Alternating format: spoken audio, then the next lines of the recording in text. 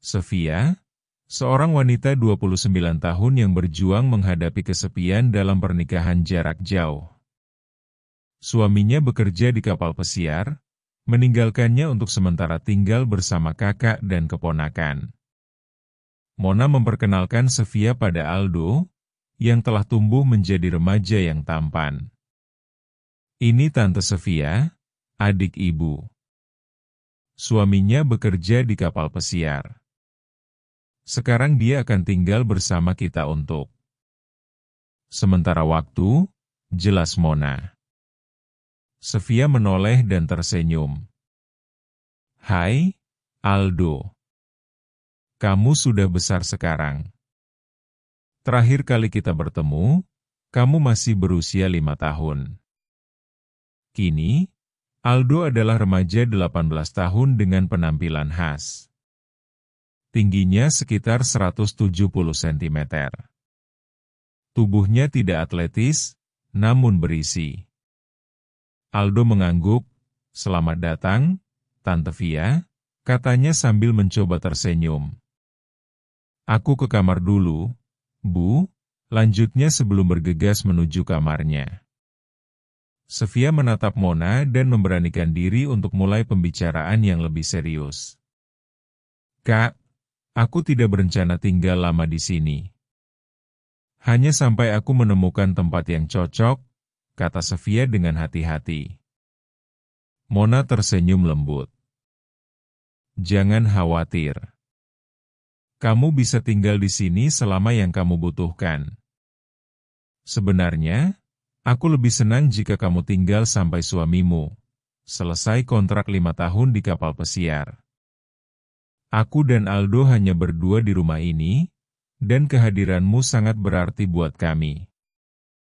Sofia terkejut dengan tawarannya. 5 tahun itu waktu yang lama.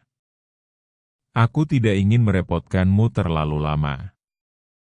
Mona menggelengkan kepalanya dan menatapku dengan penuh kasih. Kamu tidak merepotkan, Via. Justru aku merasa lebih baik ada kamu di sini. Rumah ini terlalu besar untuk kami berdua saja. Dan Aldo juga akan merasa lebih baik dengan adanya kamu. Lagi pula, aku kadang harus keluar kota dan meninggalkan Aldo sendirian di rumah. Sofia tersentuh oleh kata-katanya dan merasa beban di pundakku mulai berkurang. Terima kasih, Kak Mona. Kamu benar-benar kakak yang luar biasa. Aku akan memikirkan tawaranmu. Mona tersenyum lebar. Tidak perlu dipikirkan lagi. Kamu bagian dari keluarga ini, dan rumah ini selalu terbuka untukmu. Keduanya berbincang hingga sore hari, mengenang masa kecil, menceritakan pengalaman dan berita terbaru. Tawa dan candaan yang keluar dari mulut Mona menghangatkan hati. Rasanya seperti menghidupkan kembali kenangan manis yang sudah lama terkubur oleh kesibukan masing-masing. Malam itu, setelah beraktivitas seharian, Via memutuskan untuk mandi. Ia berjalan menuju kamar mandi di ujung koridor. Tanpa berpikir untuk mengunci pintu, ia mulai mengeringkan rambut setelah mandi. Tiba-tiba, pintu terbuka keras. Astaga, serunya terkejut melihat Aldo berdiri membeku di tempatnya. Matanya tak bisa lepas dari tubuh Via yang tanpa sehelai benang pun. "Aldi," jerit Via panik, berusaha menutupi tubuhku dengan handuk. Aldi segera menutup pintu dengan keras. "Maaf, Tante. Aku tidak tahu kalau ada orang di dalam," teriak Aldo dari balik pintu. Sofia berdiri tanpa suara, jantungnya berdegup kencang. "Kenapa pintunya tidak aku kunci tadi? Ya Tuhan, semoga Aldo tidak berpikir macam-macam," pikirnya dengan rasa cemas yang tak bisa disembunyikan. Cepat-cepat ia mengenakan handuk dan keluar dari kamar mandi, merasa malu dan khawatir. Saat kembali ke kamar, pikiran tentang kejadian tadi membuat Via gelisah. Kenapa ini harus terjadi? Bisiknya pada diri sendiri sambil berbaring di tempat tidur. Aku tidak boleh memikirkannya. Ini salah, lanjutnya mencoba menenangkan diri. Namun, bayangan tubuh Aldo yang terkejut dan tatapan tak sengajanya terus muncul di benaknya. Ya Tuhan, beri aku kekuatan, doanya dalam hati, berharap kejadian ini tidak berdampak buruk pada Aldo. Ia berusaha memejamkan mata, tetapi rasa cemas dan malu terus mengganggu. Ketika akhirnya terlelap, tidur Sofia tak nyenyak. Bayangan kejadian di kamar mandi terus menghantui, membuatnya sering terbangun. Aku harus bicara dengan Aldo besok, pikirnya dalam hati, berharap bisa menjelaskan semuanya dan menghapus rasa canggung. Keesokan paginya, saat duduk di meja makan, Sofia mencoba menenangkan diri dengan secangkir teh hangat. Ada ketegangan yang menggantung di udara sejak kejadian tadi malam. Selamat pagi, Tante. Suara Aldo terdengar pelan saat ia duduk di kursi berhadapan dengan Via. Selamat pagi, Aldo. Tidur nyenyak? Tanya Via dengan suara lembut, berusaha memecahkan kebekuan. Ya, lumayan, jawabnya singkat.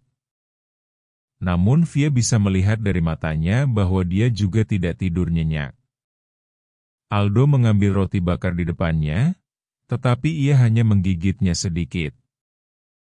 Aku harus pergi sekarang, Bu. Ada tugas yang belum selesai di sekolah, katanya buru-buru. Hati-hati di jalan, jawab Mona serius. Setelah Aldo pergi, Via menghela napas panjang. Ya Tahun, beri aku kekuatan, gumamnya dalam hati. Hari itu terasa panjang. Sofia mencoba sibuk dengan berbagai hal di rumah, tetapi pikirannya terus kembali ke kejadian malam itu. Bagaimana cara bicara dengan Aldo? Bagaimana agar hubungan kami kembali normal? Ketika Aldo pulang dari sekolah, Via mendengar langkah kakinya menuju kamarnya. Ini saatnya, pikirnya. Via berjalan pelan menuju kamarnya dengan hati berdebar kencang. Dengan suara cemas, aku mengetuk pintu kamarnya.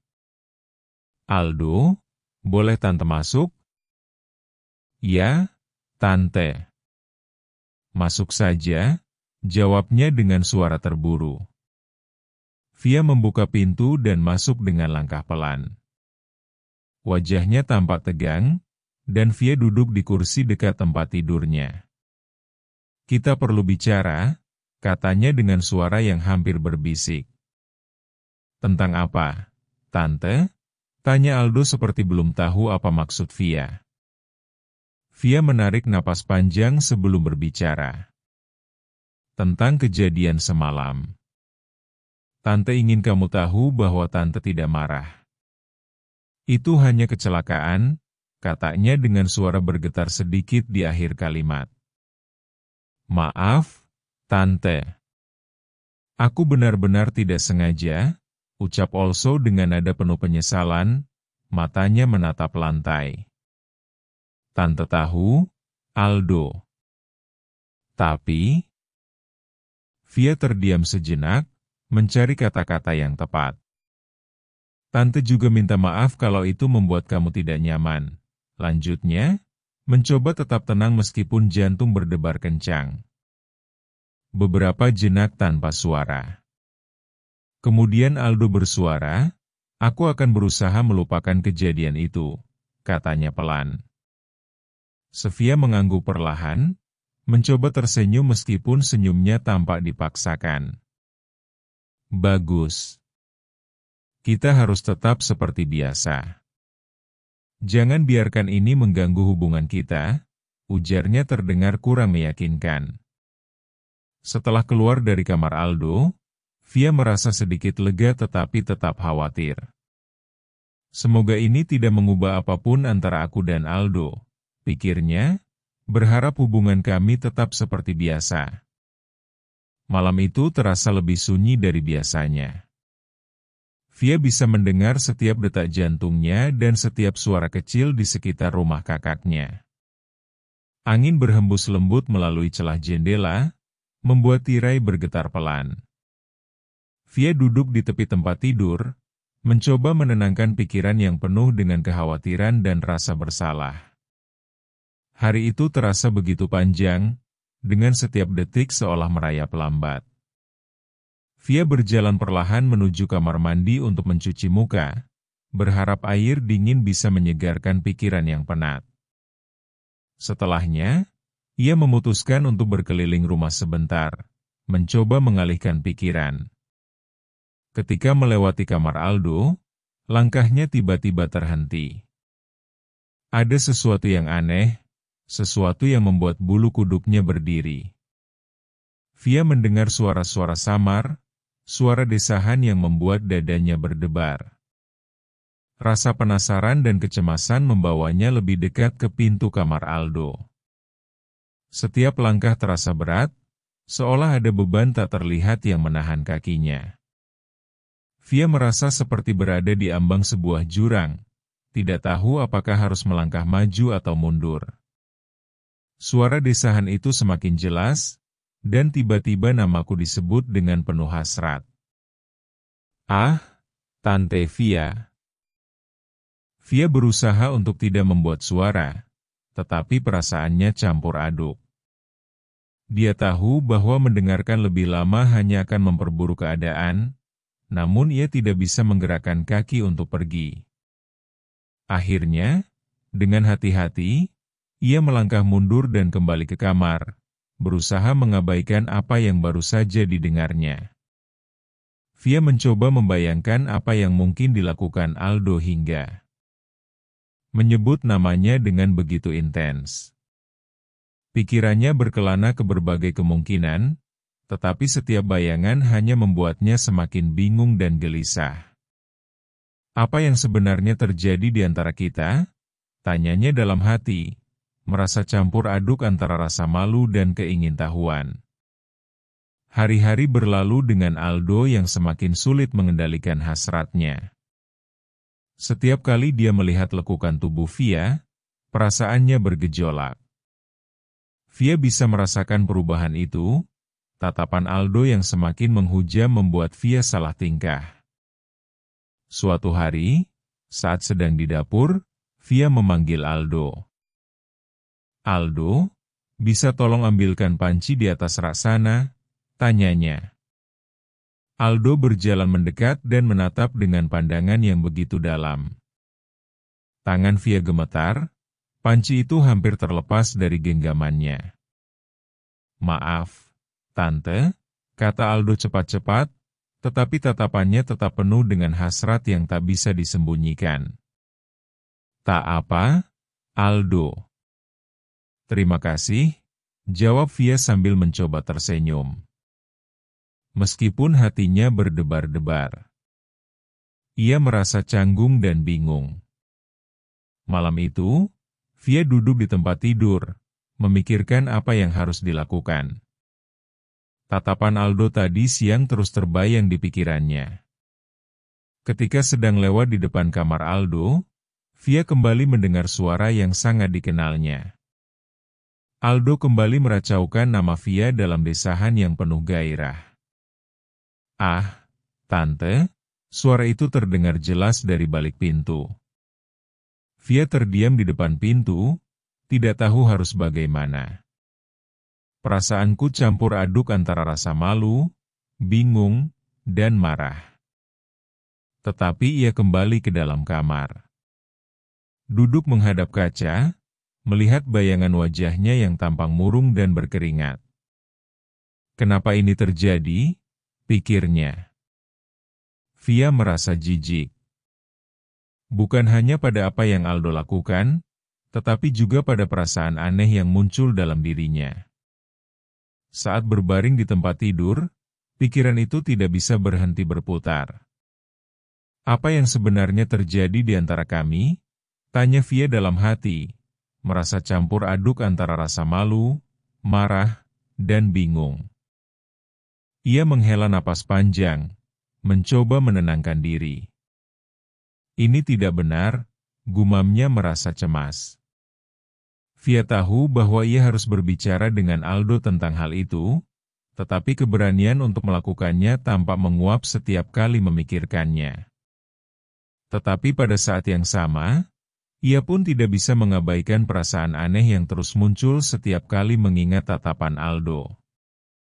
Pada hari itu, hanya Aldo dan Via yang berada di rumah karena Mona sedang keluar kota. Saat aku sedang makan siang, Aldo mendekati Via. "Tante Via, bolehkah aku membantu?" tanyanya dengan suara tenang. Via tersenyum padanya. "Ah, tidak perlu, Aldo. Terima kasih." Via berbalik untuk mengambil sesuatu dari lemari. Sambil mengatur piring, Via mendengar suara kecil di belakang, namun tidak terlalu memikirkannya. "Apa kamu butuh sesuatu, Aldo?" tanya Via sambil menoleh. Tidak, Tante. Aku hanya mengambil air," elaknya. Setelah makan siang, Via berduaan dengan Aldo di ruang keluarga untuk menonton TV. Perlahan, Via mulai merasakan sesuatu yang aneh pada tubuhnya. Ia mencoba memahami perubahan yang dirasakan. Via merasa gelisah tak tentu arah. Ia merasa lebih sensitif dan gairah mulai meningkat. Via tahu Aldo yang begitu jeli mengamati dirinya secara sembunyi-sembunyi. Sepertinya also tanpa sadar betul saat Via mulai merasa tidak nyaman. Aldo kemudian mulai mengajakku berbincang sambil menyentuh dengan lembut. "Tante, kelihatan lelah. Mungkin perlu istirahat?" tanyanya sambil meraba pundak Via dengan lembut. Sentuhan itu bukannya menenangkan, tetapi justru membuat Via semakin gelisah. "Aldo, tolong jangan begitu." Tante merasa tidak nyaman, ujarnya mencoba menolak dengan halus.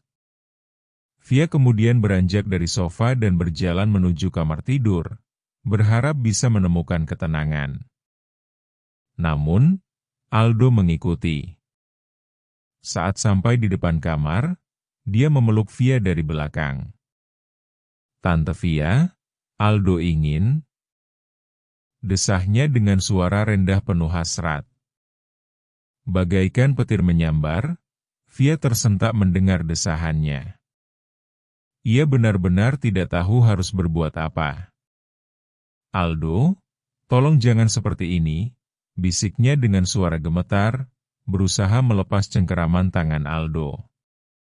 Namun, kekuatannya jauh lebih besar, dan postur tubuhnya yang tegap membuat Via sulit melepaskan diri. Via merasa tubuhnya semakin terpojok saat tangan Aldo mulai menggerayangi pundak, lengan, dan punggungku dengan penuh nafas memburu. Rasa takut dan kebingungan semakin menguasai diri Via, namun ia juga tidak bisa menghentikan tangan Aldo. Aldo tidak berhenti dengan tangannya. Ia bagai anak kecil yang baru mendapat mainan baru. Tangan Aldo makin tidak terkendali. Ia mendekap kuat-kuat bagai anak takut kehilangan mainan yang sudah diberikan untuknya. Tangan Aldo meremas, menekan atau menjelajah. Nafasnya memburu terdengar bagai suara truk yang baru dipanaskan dengan permainan gas. Via diam tanpa perlawanan seraya memejamkan mata. Via tersentak kaget ketika merasakan dahan kayu mengeras menekan dari arah belakang. Ia tidak bisa mengelak. Badannya seperti terkurung dalam perangkap. Hanya bisa bergerak namun tak mungkin melepaskan diri. Sepertinya Via tidak sepenuh hati ingin melepaskan diri. Hal itu terlihat perlawanan yang melemah. Ia bahkan tidak menolak ketika ada dorongan dari belakang hingga membuatnya terjerambab di atas spring bed. Via tidak tahu apa yang kemudian terjadi. Ia hanya mendengar suara bagai dengusan gas truk yang berusaha naik usai terperosok ke dalam lubang. Truk itu pun terlihat meliuk-liuk turun naik. Seperti melalui jalan buruk yang panjang, truk itu terus meliuk-liuk. Begitu seterusnya. Meliuk dan meliuk. Hingga setengah jam kemudian truk itu terhenti mendadak. Tiba-tiba mesinnya mati. Truk itu pun diam tak bergerak.